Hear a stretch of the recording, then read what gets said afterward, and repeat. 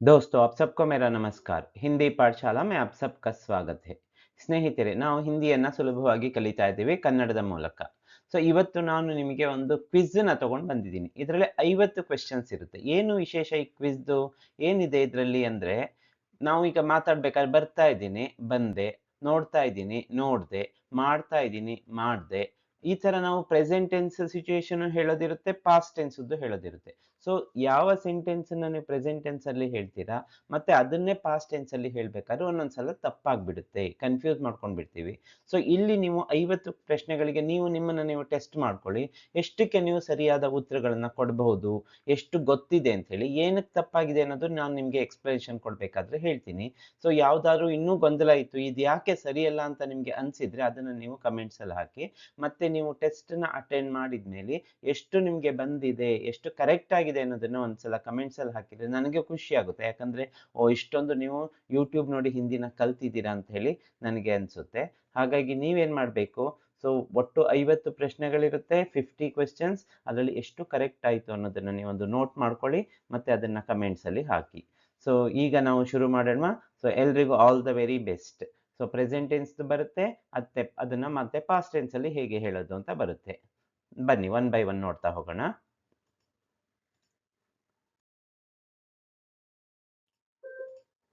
First question ಪೆಹಲಾ ಪ್ರಶ್ನೆ ನಾನು ಕೆಲಸ ಮಾಡುತ್ತೇನೆ ನಾನು ಕೆಲಸ ಮಾಡುತ್ತೇನೆ ಹಿಂದಿನಲ್ಲಿ ಹೇಳಬೇಕು ನಾನು ಕೆಲಸ ಮಾಡಿದೆ ನಾನು ಕೆಲಸ ಮಾಡುತ್ತೇನೆ ಅದನ್ನ ಹಿಂದಿನಲ್ಲಿ ಏನು ಹೇಳಬೇಕು ನೋಡಿ ನಾನು ಕೆಲಸ ಮಾಡಿದೆ ನಾನು ಕೆಲಸ ಮಾಡಿದೆ ಉತ್ತರ ನೋಡೋಣ ನಾನು ಕೆಲಸ ಮಾಡುತ್ತೇನೆ मैं काम करता हूँ ಅಥವಾ मैं काम करती हूँ ಲೇಡೀಸ್ ಆದ್ರೆ करती हूँ ಅಂತ ಹೇಳ್ತೀರಾ ಜೆಂಟ್ಸ್ ಆದ್ರೆ करता हूँ मैं काम करता हूँ ಅಥವಾ मैं काम करती हूँ करेक्ट सेंटेंस ಇದು ನಾನು ಕೆಲಸ ಮಾಡಿದೆ इसके लिए क्या उत्तर है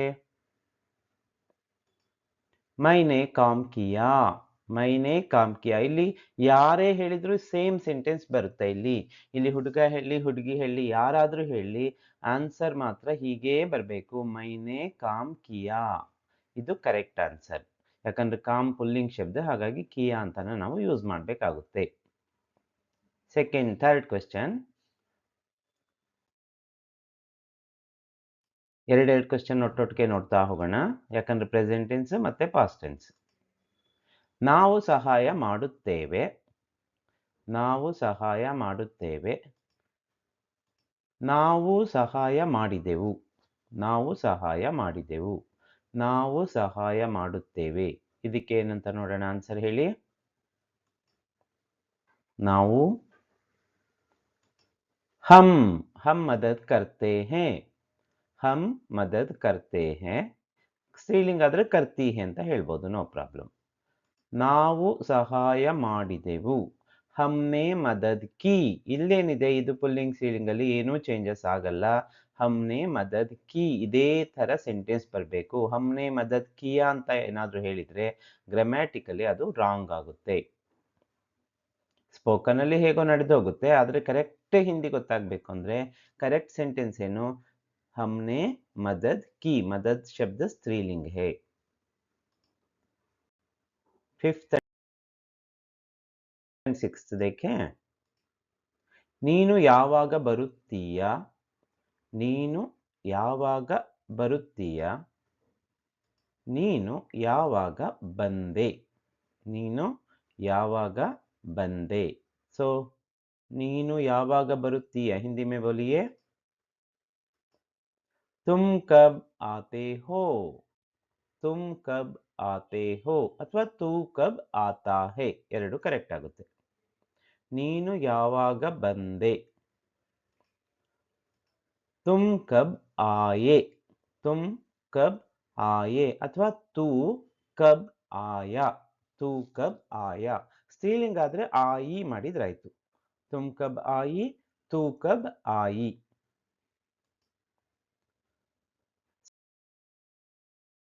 ಸೆವೆಂತ್ ಅಂಡ್ ಏಯ್ತ್ ನೀವು ಎಲ್ಲಿಗೆ ಹೋಗುತ್ತೀರಿ ನೀವು ಎಲ್ಲಿಗೆ ಹೋಗುತ್ತೀರಿ ನೀವು ಎಲ್ಲಿಗೆ ಹೋದ್ರಿ? ನೀವು ಎಲ್ಲಿಗೆ ಹೋದ್ರಿ? उत्तर है आप कहाँ जाते हैं? आप कहाँ जाते हैं? आप कहाँ गए? ಹೋದ್ರಿ ಗಯೆ ಗಯೆ ಅಥವಾ ಗಯಿ ಜಾತೆ ಹೇ ಅಥವಾ ಜಾತಿ ಹೇ ಎರಡು ಕರೆಕ್ಟ್ ಆಗುತ್ತೆ. आप कहाँ गई?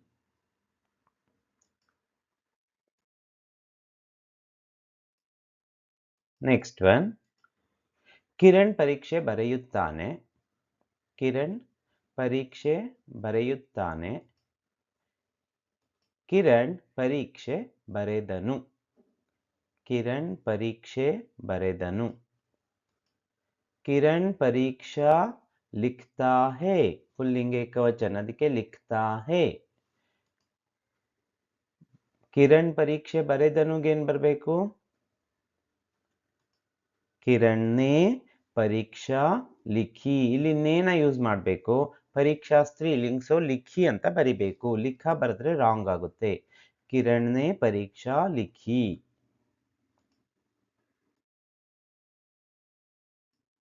11th and 12th. ಅವನು ಪ್ರಯತ್ನ ಪಡುತ್ತಾನೆ.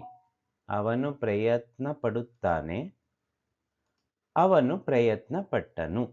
ಅವನು ಪ್ರಯತ್ನ ಪಟ್ಟನು. उत्तर वह कोशिश करता है. वह कोशिश करता है. ಅವನು ಇರೋದ್ರಿಂದ ಕರ್ತಾ ಹೇ. ಅವಳು ಇದ್ದಿದ್ರೆ ಕರ್ತಿ ಹೇ ಬರ್ತಿತ್ತು. ಉಸ್ನೆ ಕೋಶಿಶ್ ಕಿ. ಕೋಶಿಶ್ ಕಿಯಾ ಬರಬಾರ್ದು. ಇಲ್ಲಿ ಕೋಶಿಶ್ ವರ್ಡ್ ಏನಿದೆ ಸ್ತ್ರೀಲಿಂಗ್. ಇದು ಸಾಮಾನ್ಯವಾಗಿ ಮಿಸ್ಟೇಕ್ಸ್ ಆಗೋದ್ರಿಂದ ಈ ತರ ವರ್ಡ್ಗಳನ್ನ ಹೆಚ್ಚು ತಗೊಂಡಿದ್ದೀನಿ ಇದರಲ್ಲಿ. ಉಸ್ನೆ ಕೋಶಿಶ್ ಕಿ ಅಂತ ಹೇಳ್ಬೇಕು. ಉಸ್ನೆ ಕೋಶಿಶ್ ಕಿಯಾ ಅಂತ ಹೇಳೋದು ರಾಂಗ್ ಆಗುತ್ತೆ.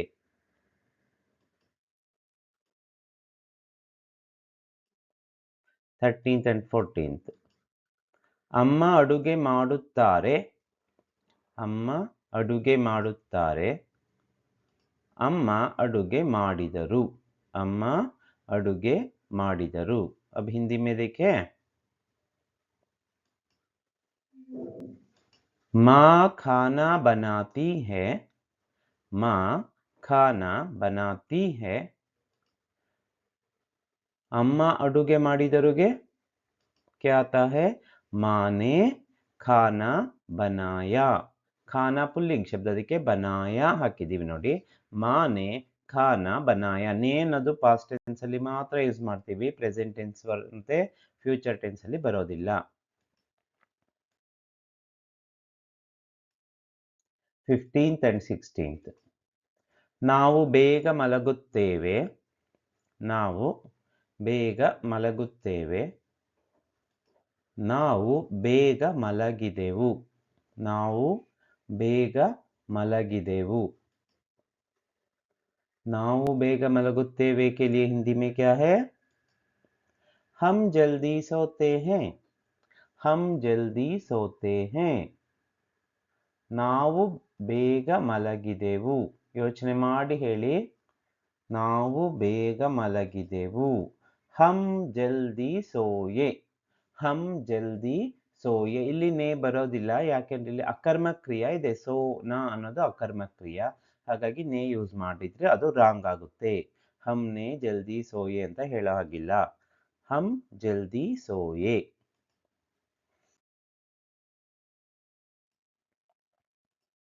ಅಗಲ ವಾಕ್ಯ. ಕವಿತಾ ಬಾಗಿಲು ತೆರೆಯುತ್ತಾಳೆ. ಕವಿತಾ ಬಾಗಿಲು ತೆರೆಯುತ್ತಾಳೆ. ಕವಿತಾ ಬಾಗಿಲು ತೆರೆದಳು. ಕವಿತಾ ಬಾಗಿಲು ತೆರೆದಳು. उत्तर क्या है? हिंदी रूप इसका. कविता दरवाजा खोलती है. कविता दरवाजा अंदर बागिलु खोलती है. कविता बागिलु तेरेदलु. हिंदी में कविता ने दरवाजा खोला. दरवाजा पुल्लिंग शब्द ಅದಕ್ಕೆ खोला ने यूज ಮಾಡಿದೀವಿ ನೋಡಿ. कविता ने दरवाजा खोला.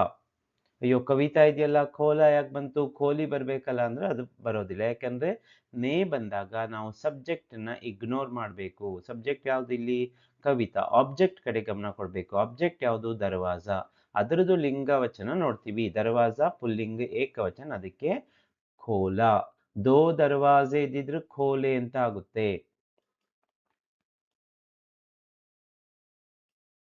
19th and 20th. ಇಂದು ಮಳೆಯಾಗುತ್ತಿದೆ. ಇಂದು ಮಳೆಯಾಗುತ್ತಿದೆ. ಇಂದು ಮಳೆಯಾಯಿತು. ಇಂದು ಮಳೆಯಾಯಿತು. आज बारिश हो रही है. आज बारिश हो रही है. ಬಾರಿಶ್ ಎರಡು ಸ್ತ್ರೀಲಿಂಗ, ಅದಕ್ಕೆ ಹೋ ರಹಿ ಹೇ. ಇಂದು ಮಳೆಯಾಯಿತುಗೆ ಏನು ಹೇಳಬೇಕು? आज बारिश हुई. आज बारिश हुई. ಹುವಾ ಅಂತ ಹೇಳಿದ್ರೆ ರಾಂಗ್. ಬಾರಿಶ್ ಹುವಾ ಅಂತ ಹೇಳಿದ್ರೆ ರಾಂಗ್ ಆಗುತ್ತೆ. ಬಾರಿಶ್ ಶಬ್ದ ಸ್ತ್ರೀಲಿಂಗ್, ಅದಕ್ಕೆ ಬಾರಿಶ್ ಹುಯಿ ಅಂತ ಹೇಳಬೇಕು.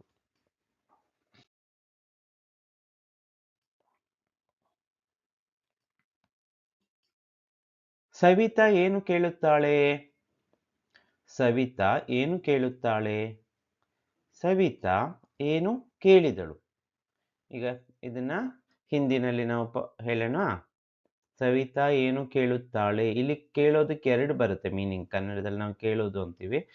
ಒಂದು ಆಸ್ಕಿಂಗ್ ಕೇಳೋದು, ಇನ್ನೊಂದು ಲಿಸನಿಂಗ್ ಕೇಳೋದು. ಇಲ್ಲಿ ಆಸ್ಕಿಂಗ್ ಅನ್ನೋ ಮೀನಿಂಗ್ ಅಲ್ಲಿ ತಗೊಳ್ತಾ ಇದ್ದೀನಿ. ಕವಿತಾ ಕ್ಯಾ ಪೂಚ್ತಿ ಹೇ. ಲಿಸನಿಂಗ್ ಆಗಿದ್ರೆ ಕ್ಯಾ ಸುನ್ತಿ ಹೇ ಬರ್ತಾ ಇತ್ತು. ಕ್ಯಾ ನೀವೇನಾದ್ರು ಆ ಕೇಳುವುದು ಮೀನಿಂಗ್ ತಗೊಂಡಿದ್ರೆ ಕ್ಯಾ ಸುನ್ತಿ ಹೇ. ಕವಿತಾ ಕ್ಯಾ ಪೂಚ್ತಿ ಹೇ. ಸವಿತಾನೆ ಕ್ಯಾ ಪೂಛಾ. ಇಲ್ಲಿ ಸವಿತಾನೆ ಕ್ಯಾ ಪೂಛಿ ಬಂದ್ರೆ ರಾಂಗ್ ಆಗುತ್ತೆ. ನೇ ಬಂದಿರೋದ್ರಿಂದ ನಾವು ಆಬ್ಜೆಕ್ಟ್ ನೋಡ್ಬೇಕು. ಆಬ್ಜೆಕ್ಟ್ ಏನು ಇಲ್ಲ ಅಂದಾಗ ಪುಲ್ಲಿಂಗ ಏಕವಚನಲ್ಲಿ ಇಡ್ತೀವಿ ವರ್ಬನ್ನ. ಸವಿತಾನೆ ಕ್ಯಾ ಪೂಛಾ. ಸವಿತಾನೆ ಪೂಛಿ ಅಂತ ಏನಾದ್ರು ನೀವಂತ ಆನ್ಸರ್ ಅಂತ ಕರೆಕ್ಟ್ ಅನ್ಕೊಂಡಿದ್ರೆ ಅದು ರಾಂಗ್ ಆಗುತ್ತೆ.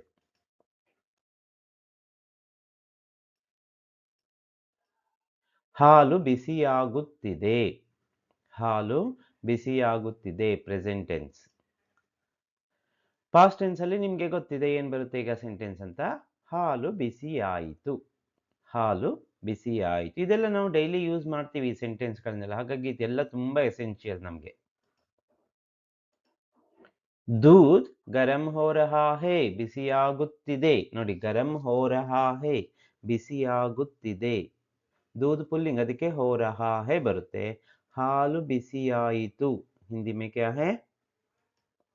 दूध गरम हुआ. ನೋಡಿ, ಆಯಿತು हुआ. दूध गरम हुआ. 25th 26th. ರಾಘವ ಯೋಚಿಸುತ್ತಾನೆ. ರಾಘವ ಯೋಚಿಸುತ್ತಾನೆ. ಪಾಸ್ಟ್ ಟೆನ್ಸ್ ಅಲ್ಲಿ ಏನು ಬರುತ್ತೆ? ರಾಘವ ಯೋಚಿಸಿದನು. ರಾಘವ ಯೋಚಿಸಿದನು. राघव योचिसुत्ताने हिंदी में राघव सोचता है. राघव सोचता है. राघव योचिसिदनु. राघव ने सोचा. राघव ने सोचा. राघव सोचा ಅಂತ ಹೇಳೋ ಹಾಗಿಲ್ಲ, ನೇ ಅಲ್ಲಿ ಬರಬೇಕು. ತಡವಾಗುತ್ತಿದೆ. ತಡವಾಗುತ್ತಿದೆ ತುಂಬಾ ಸಲ ಯೂಸ್ ಮಾಡ್ತಾ ಇರ್ತೀವಿ ಅಲ್ವಾ. ತಡವಾಯಿತು. ತಡವಾಗೋದಕ್ಕೆ ಹಿಂದಿನಲ್ಲಿ ನಾವು ಏನಂತ ಹೇಳ್ತೀವಿ? ತಡವಾಗುತ್ತಿದೆ ದೇರ್ ಹೋ ರಹಿ ಹೇ. ದೇರ್ ಶಬ್ದ ಸ್ತ್ರೀಲಿಂಗ್, ಅದಕ್ಕೆ ಹೋ ರಹಿ ಹೇ. ದೇರ್ ಹೋ ರಹಾ ಹೇ ಹೇಳಿದ್ರೆ ರಾಂಗ್ ಆಗುತ್ತೆ. ದೇರ್ ಹೋ ರಹಿ ಹೇ. ದೇರ್ ಹುಯಿ. ಆನೆ ಮೇ ದೇರ್ ಹುಯಿ. ತಡವಾಯಿತು. ದೇರ್ ಹುವಾ ಅಂತ ಹೇಳಿದ್ರೆ ಅದು ರಾಂಗ್ ಆಗುತ್ತೆ. ದೇರ್ ಹುಯಿ.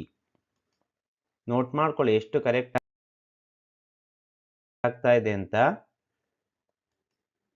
ಇದೆಲ್ಲದಕ್ಕೂ ರಿಲೇಟೆಡ್ ಆದ ವಿಡಿಯೋಸ್ ನನ್ನ ಯೂಟ್ಯೂಬ್ ಚಾನಲ್ ಅಲ್ಲಿ ಸಿಗುತ್ತೆ ನಿಮ್ಗೆ.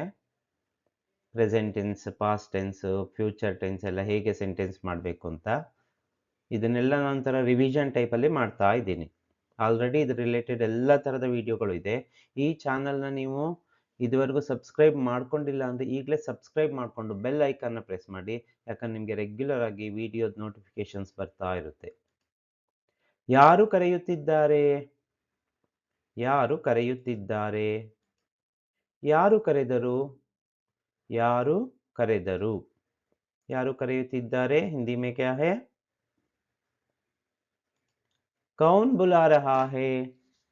कौन बुला रहा है? बुलाना ಅಂದ್ರೆ ಕರೆಯುವುದು. ಕೌನ್ ಬುಲಾ ರಹಾ ಹೇ? ಯಾರು ಕರೆದರು? ಕೌನ್ ಬುಲಾಯ ಅಂತ ಹೇಳ್ಬಾರ್ದು, ನೇ ಅಲ್ಲಿ ಬರಬೇಕಾಗುತ್ತೆ. ಕೌನ್ ಮತ್ತೆ ನೇ ಸೇರಿ ಕಿಸ್ನೆ ಆಗುತ್ತೆ. ಕಿಸ್ನೆ ಬುಲಾಯ. ಏನಾದ್ರು ನೀವು ಕೌನ್ ಬುಲಾಯ ಅಂತ ಏನಾದ್ರು ಆನ್ಸರ್ ಅನ್ಕೊಂಡಿದ್ರೆ ಅದು ರಾಂಗ್ ಆಗುತ್ತೆ. ಕಿಸ್ನೆ ಬುಲಾಯ.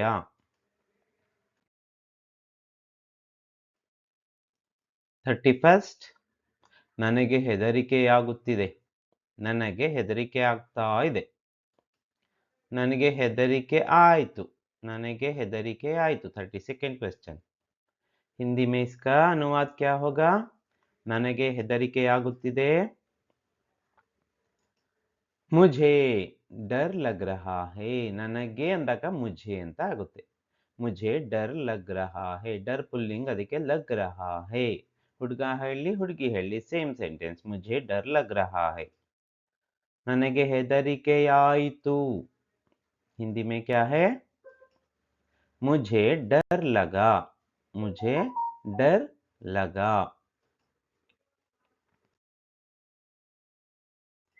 अगला वाक्य 33 ಮತ್ತೆ 34 ನೋಡೋಣವಾ. ಅಕ್ಕಿ ಎಲ್ಲಿ ಸಿಗುತ್ತದೆ? ಅಕ್ಕಿ ಅಂದ್ರೆ ರೈಸ್ ಎಲ್ಲಿ ಸಿಗುತ್ತದೆ? ಅಕ್ಕಿ ಎಲ್ಲಿ ಸಿಕ್ಕಿತು? ಅಕ್ಕಿ ಎಲ್ಲಿ ಸಿಕ್ಕಿತು? ಹಿಂದಿ में देखें. ಚಾವಲ್ ಕहाँ मिलता है? ಅಕ್ಕಿಗೆ ಚಾವಲ್ ಅಂತ ಹೇಳ್ತೀವಿ. ಚಾವಲ್ ಕहाँ मिलता है? ಸೊ ಅದು ಪುಲ್ಲಿಂಗ್ ಅಂತ ನಿಮಗೆ ಗೊತ್ತಾಯ್ತು ಈಗ. ಅಕ್ಕಿ ಎಲ್ಲಿ ಸಿಕ್ಕಿತು? ಚಾವಲ್ ಕहाँ मिला.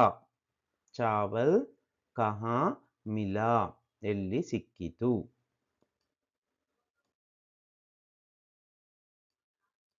35th ನಿಮ್ಮ ಜೊತೆ ಯಾರಿದ್ದಾರೆ?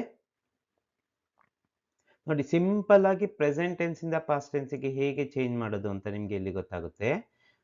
ಪ್ರೆಸೆಂಟ್ ಟೆನ್ಸ್ಗೂ ಪಾಸ್ಟ್ ಟೆನ್ಸ್ಗೂ ಜಸ್ಟ್ ಒಂದು ವರ್ಡ್ ಇಂದ ನಾವು ಚೇಂಜ್ ಮಾಡಿಬಿಡ್ತೀವಿ. ನಿಮ್ಮ ಜೊತೆ ಯಾರಿದ್ದಾರೆ? ನಿಮ್ಮ ಜೊತೆ ಯಾರಿದ್ದರು? ನಿಮ್ಮ ಜೊತೆ ಯಾರಿದ್ದಾರೆ? ನಿಮ್ಮ ಜೊತೆ ಯಾರಿದ್ದರು? ಫಸ್ಟ್ ಒನ್ ನೋಡೋಣ. ನಿಮ್ಮ ಜೊತೆ ಯಾರಿದ್ದಾರೆಗೆ ಆನ್ಸರ್ ಏನು ಅಂತ ಉತ್ತರ ದೇಖೆ. आपके साथ कौन है? आपके साथ कौन है? ಯಾರಿದ್ದರು ಮಾಡಬೇಕಾದ್ರೆ ಜಸ್ಟ್ ಹೈ ಜಾಗದಲ್ಲಿ ನಾವು ಬೇರೆ ವರ್ಡ್ ಅನ್ನು ಹಾಕ್ತೀವಿ. ಯಾವ ಲೆಟರ್ ಬರುತ್ತೆ ನೋಡಿ. ಆನ್ಸರ್ ರೆಡಿ ಇಟ್ಕೊಂಡಿದ್ದೀರಲ್ಲ. ನಿಮ್ಮ ಜೊತೆ ಯಾರಿದ್ದರು? आपके साथ कौन थे? आपके साथ कौन थे? ನೋಡಿ कौन है कौन थे ಜಸ್ಟ್ ಹೈ ಬದಲು थे ಹಾಕಿದ್ರೆ ಪಾಸ್ಟ್ ಟೆನ್ಸ್ ಆಗೋಯ್ತು. 37th and 38th medical seat ಸಿಗುತ್ತಾ? ಮೆಡಿಕಲ್ ಸೀಟ್ ಸಿಗುತ್ತಾ? ಮೆಡಿಕಲ್ ಸೀಟ್ ಸಿಕ್ಕಿತಾ? ನೋಡಿ ಸಿಗುತ್ತಾ ಪ್ರೆಸೆಂಟ್ ಟೆನ್ಸ್, ಸಿಕ್ಕಿತಾ ಪಾಸ್ಟ್ ಟೆನ್ಸ್. ಮೆಡಿಕಲ್ ಸೀಟ್ ಮಿಲೇಗಿ ಕ್ಯಾ? ಸೀಟ್ ಅನ್ನೋದು ಸ್ತ್ರೀಲಿಂಗ್. ಹಿಂದಿನಲ್ಲಿ ಪುಲ್ಲಿಂಗ್ ಸ್ತ್ರೀಲಿಂಗ್ ಎರಡೇ ಇರೋದ್ರಿಂದ ಎಲ್ಲವನ್ನು ಯಾವುದಾದ್ರೂ ಒಂದು ಲಿಂಗದಲ್ಲಿ ಹಾಕಿರ್ತೀವಿ. ಸೊ ಮೆಡಿಕಲ್ ಸೀಟ್ ಮಿಲೇಗಿ ಕ್ಯಾ? ಮಿಲೇಗಾ ಅಂತ ಕೇಳಬಾರ್ದು, ಮಿಲೇಗಿ ಕ್ಯಾ. ಮೆಡಿಕಲ್ ಸೀಟ್ ಮಿಲಿ ಕ್ಯಾ? ಸಿಕ್ಕಿತಾ ಅಂದ್ರೆ ಮಿಲಿ ಕ್ಯಾ? ಕ್ಯಾ ಮೆಡಿಕಲ್ ಸೀಟ್ ಮಿಲಿ ಅಂತಾನು ಕೇಳ್ಬಹುದು, ಮೆಡಿಕಲ್ ಸೀಟ್ ಮಿಲಿ ಕ್ಯಾ ಅಂತಾನು ಕೇಳ್ಬಹುದು.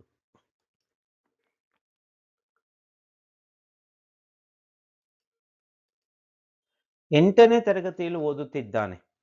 ಏನಾದ್ರೂ ನನ್ನ ಮಗ, ನನ್ನ ತಮ್ಮ ಏನಾದ್ರೂ ಹೇಳ್ಬೇಕಾದ್ರೆ, ನನ್ನ ಸ್ನೇಹಿತ ಏನಾದ್ರೂ 8ನೇ ತರಗತಿಯಲ್ಲಿ ಓದುತ್ತಿದ್ದಾನೆ. 8ನೇ ತರಗತಿಯಲ್ಲಿ ಓದುತ್ತಿದ್ದ ನೋಡಿ ಪ್ರೆಸೆಂಟ್ ಟೆನ್ಸ್ ಪಾಸ್ಟ್ ಟೆನ್ಸ್. 8ನೇ ತರಗತಿಯಲ್ಲಿ ಓದುತ್ತಿದ್ದಾನೆ. 8ನೇ ತರಗತಿಯಲ್ಲಿ ಓದುತ್ತಿದ್ದ. He was studying in 8th standard ಅಲ್ವಾ.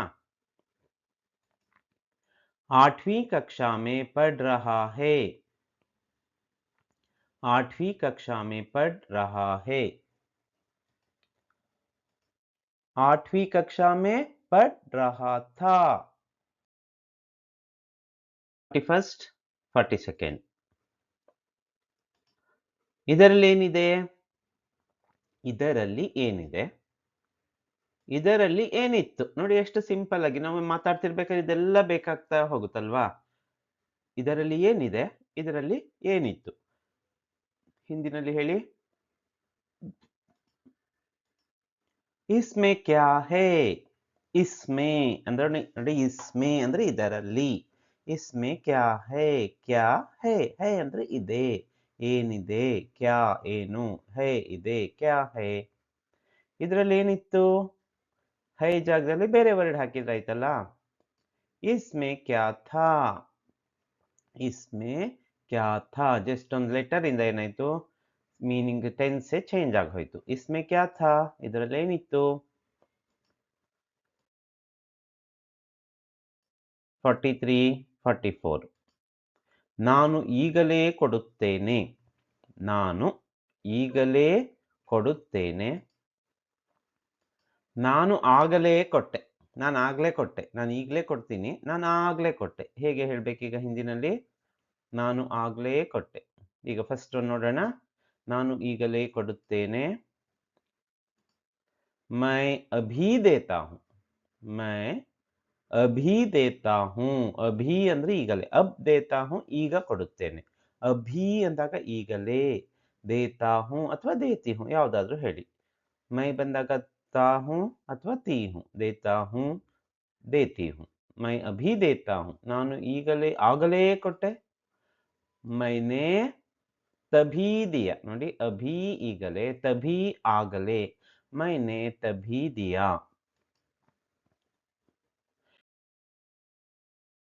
45th. ಯಾರನ್ನು ಕರೆಯುತ್ತಿರುವೆ? ಯಾರನ್ನು ಕರೀತಿದೀಯಾ ಅಂತ ಕೇಳ್ತಿದ್ದಾರೆ.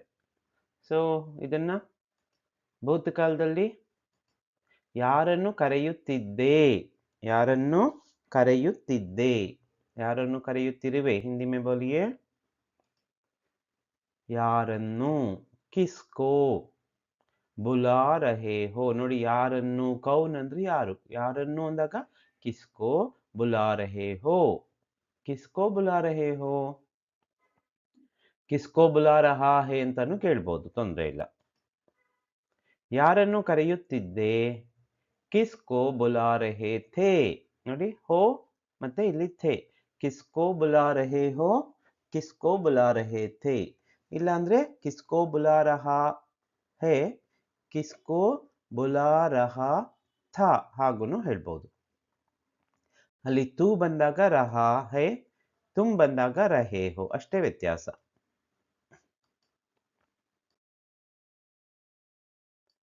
47th. ಈಗ ನಿಮ್ಮ ವಯಸ್ಸು ಎಷ್ಟು? ಈಗ ನಿಮ್ಮ ವಯಸ್ಸು ಎಷ್ಟು? ಆಗ ನಿಮ್ಮ ವಯಸ್ಸು ಎಷ್ಟಾಗಿತ್ತು. ನೋಡಿ, ಎಷ್ಟು ಈಗ ಪ್ರೆಸೆಂಟ್ ಟೆನ್ಸ್. ಆಗ ನಿಮ್ಮ ವಯಸ್ಸು ಎಷ್ಟಾಗಿತ್ತು? ಅಬ್ ಈಗ. ಆಪ್ಕಿ ಉಮ್ರ ಕ್ಯಾ ಹೇ? ನೋಡಿ, ಅಬ್ ಈಗ. ಆಪ್ಕಿ ಉಮ್ರ ಕ್ಯಾ ಹೇ? ಈಗ ಅಬ್ ಈಗ ಆದ್ಮೇಲೆ ಆಗ ಅನ್ನೋದಕ್ಕೆ ಏನ್ ಬರ್ಬೇಕು ಯೋಚನೆ ಮಾಡ್ಕೊಳ್ಳಿ. ತಬ್. ಆಪ್ಕಿ ಉಮ್ರ ಕ್ಯಾ ಥೀ? ಕ್ಯಾ ಥೀ ಯಾಕೆ ಬರ್ಬೇಕು ಅಂದ್ರೆ ಉಮ್ರ ವರ್ಡ್ ಏನಿದೆ ಅದು ಸ್ತ್ರೀಲಿಂಗ್. ತಬ್ ಆಗ, ಆಪ್ಕಿ ಉಮ್ರ ಕ್ಯಾ ಥೀ? 49th. Last 2 questions. ನೋಡೋಣ ಎಷ್ಟು ಕರೆಕ್ಟ್ ಆಗಿದೆ ಅಂತ. ಎಷ್ಟು ಸರಿ ಆಯ್ತು ಅನ್ನೋದನ್ನ ಆನ್ಸರ್ನ ಹಾಕ್ಬೇಕಾಗೇನಿಲ್ಲ. ಎಷ್ಟು ಕರೆಕ್ಟ್ ಆಯ್ತು ಅನ್ನೋದನ್ನ ನೀವು ಇದ್ರಲ್ಲಿ ಕಮೆಂಟ್ಸ್ ಅಲ್ಲಿ ಹಾಕಿದ್ರೆ ಆಯ್ತು. ಅರ್ಥ ಆಗ್ತಿದ್ಯಾ? ಅರ್ಥ ಆಗ್ತಾ ಇದೆಯಾ? ಅರ್ಥ ಆಯ್ತಾ? ಅರ್ಥ ಆಗ್ತಿದೆಯಾ? ಅರ್ಥ ಆಯ್ತಾ? ಹಿಂದಿನಲ್ಲಿ ಹೇಗೆ ಹೇಳ್ತೀರಾ? समझ में आ रहा है क्या? समझ में आ रहा है क्या? ಅರ್ಥ ಆಗ್ತಿದೆಯಾ? ಅರ್ಥ ಆಯ್ತಾ? समझ में आया क्या? समझ में आया क्या? ಸೊ ಇದು ನಿಮ್ಗೆ ಅರ್ಥ ಆಗಿದೆಯಾ ಅಂತ ನೀವು ಅದನ್ನು ಅರ್ಥ ಆಗ್ತಿದೆಯಾ ಅಥವಾ ಅರ್ಥ ಆಗ್ತಿಲ್ವಾ ಅನ್ನೋದನ್ನು ನೀವು ಕಮೆಂಟ್ಸ್ ಅಲ್ಲಿ ತಿಳಿಸಿ. ಸೊ ಈ ವಿಡಿಯೋ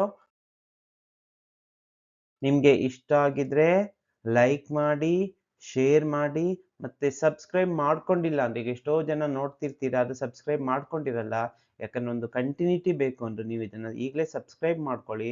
ಮತ್ತೆ ನೋಟಿಫಿಕೇಶನ್ ಬರಬೇಕು ಅಂದ್ರೆ ಬೆಲ್ ಐಕಾನ್ನ ಪ್ರೆಸ್ ಮಾಡಿ. ಅವಾಗ ರೆಗ್ಯುಲರ್ ಆಗಿ ನಿಮಗೆ ನೋಟಿಫಿಕೇಶನ್ಸ್ ಬರುತ್ತೆ.